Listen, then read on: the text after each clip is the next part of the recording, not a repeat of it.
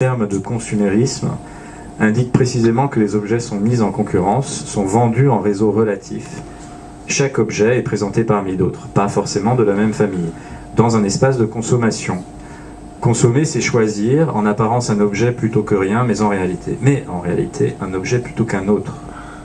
Car la multiplicité et l'omniprésence de l'offre rendent aujourd'hui le choix du rien impossible. En régime capitaliste, le choix n'est plus une discrimination entre rien et quelque chose, mais entre une multiplicité d'objets hétéroclites.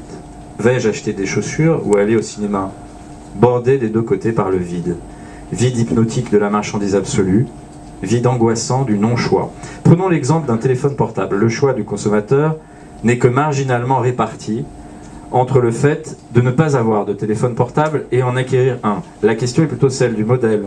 Mais assez ironiquement, le rien que l'on rejette à la source en refoulant l'idée de ne pas avoir de téléphone portable se venge en réapparaissant dans les fonctionnalités techniques dont on ne se servira pas. C'est ainsi que se fait le retour du refoulé dans un objet que l'on n'utilisera qu'à un tiers de ses capacités. Ainsi, la plupart des téléphones permettent aujourd'hui de se connecter à Internet, mais d'après une enquête récente, seule une personne sur 10 déclare s'être servie de cette fonction. Le discours du produit est donc un discours de la nécessité d'acquérir, qui n'est pas incompatible avec une sensation d'absurdité ou d'inutilité partielle, mais jamais totale. La volonté du consommateur est, en plus ou moins grande partie, prise en otage contre une rançon qui est le prix de l'objet. Ce que le consommateur tente de récupérer en achetant l'objet, c'est bien sa liberté et sa dignité aliénée par l'attrait bétifiant suscité en trompe-l'œil par l'objet. Tel est le paradoxe de l'achat.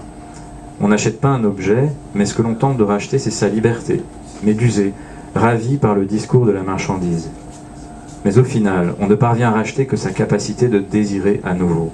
Dès lors, l'acte de consommation déplace son origine. Ce n'est pas le sujet qui consomme l'objet, mais l'inverse, comme nous le comprendrons mieux plus loin. Par l'acte d'achat, le consommateur récupère sa liberté de désirer contre un paiement qui n'a qu'un rapport secondaire avec la qualité de l'objet lui-même, ce qui explique la disproportion, souvent notée par les consommateurs eux-mêmes, comme une anomalie, entre l'objet lui-même et la somme payée pour l'acquérir. Cette disproportion est d'ailleurs signifiée dans le langage courant par les expressions hors de prix ou donné